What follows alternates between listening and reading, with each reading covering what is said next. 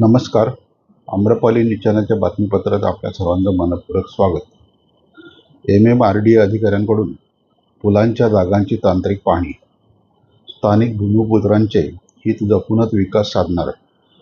MMRDA पाहणीनंतर महापौर अजय पाटील यांनी दिली माहिती.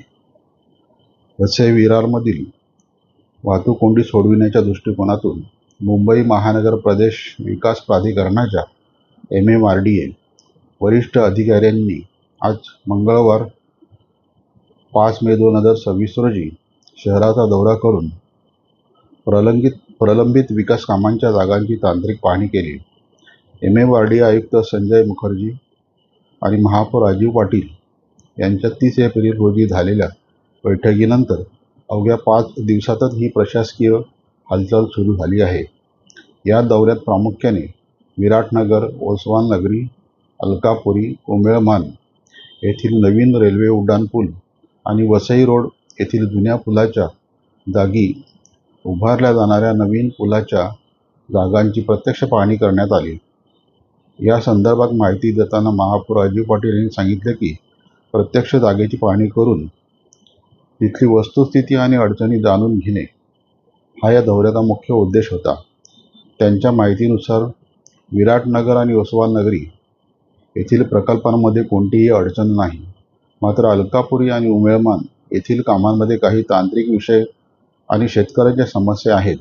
या अडचणी सोडवण्यासाठी माजी महापौर नारायण मानकर साहेब उमेळमानच्या शेतकऱ्यांची चर्चा करून स्वतः महापौर अलकापुरी येथील शेतकऱ्यांच्या संपर्कात आहेत. या आठवड्याभरात संबंधित कामांचे ना हरकत प्रमाणपत्र मिळण्याची शक्यता असून त्यानंतर ही कामे तातडीने सुरू केली जातील. रेल्वे प्लॅटफॉर्मचे काम आणि रुंदीकरणामुळे यापूर्वी काहीसा विलंब झाला होता, परंतु आता MMRDA आयुक्तांनी या कामांना गती देण्याचा निर्णय घेतला. या प्रसंगी महापौर अजय पाटील यांच्यासमवेत बहुजन विकास आघाडीच्या वतीने माजी महापौर नारायण मानकर, रुपेश जाधव, विद्यमान स्थायी समिती सभापती प्रवीण शेट्टी, सभागृह नेते प्रफुल्ल साने, नगरसेवक रोहन सावंत, प्रशांत राऊत, निषाद चोरगे, निलेश देशमुख आदी मान्यवर उपस्थित होते. MMRDAच्या वतीने चेतन भंडारे व सुरेंद्र शेवाळे साहेब यांनी हा दौरा करून माहिती घेतलेली आहे. तर वसई विरार महापालिकेच्या वतीने शहर अभियंता प्रदीप पाचंगे व उपअभियंता सतीश सूर्यवंशी उपस्थित होते. वृत्तसंकलन रमेश सोनावणे, संपादक आम्रपाली न्यूज चॅनल वसई विरार. चॅनलला लाईक व शेअर करायला विसरू नका. धन्यवाद.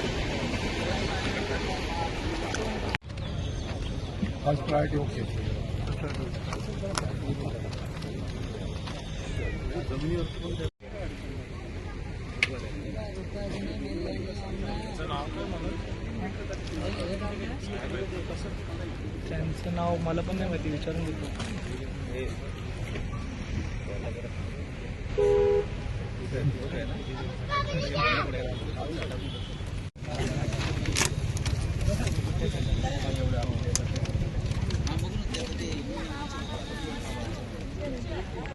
तत्काळ चालू करायचं आहे.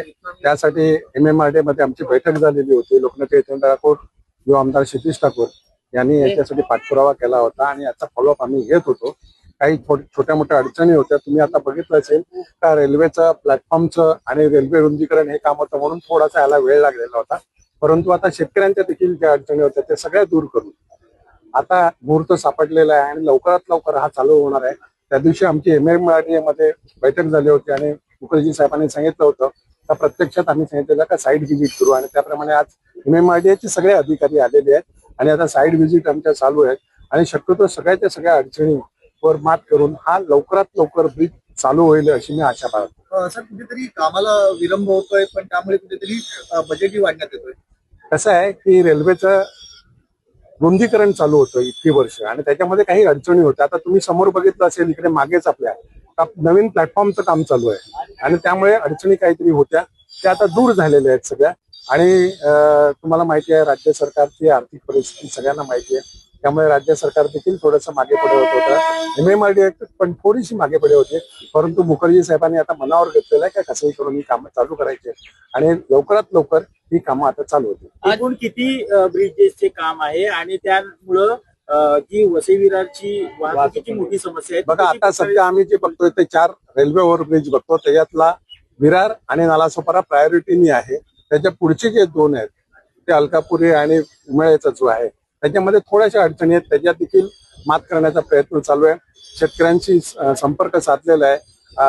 आमचे माजी महापौर मानकर साहेब ते उमळ्याच्या शेतकऱ्यांशी बोलत आहेत आणि अलकापुरीचे जे काही शेतकरी आहेत त्यांच्याशी माझं प्रत्यक्ष बोलणं चालू आहे. त्यांच्या देखील NOC या आठवड्याभरामध्ये मिळण्याच्या शक्यता आहेत आणि लवकरात लवकर त्याही ब्रिजचं काम चालू होणे करू अशी आम्हाला अपेक्षा वाटते.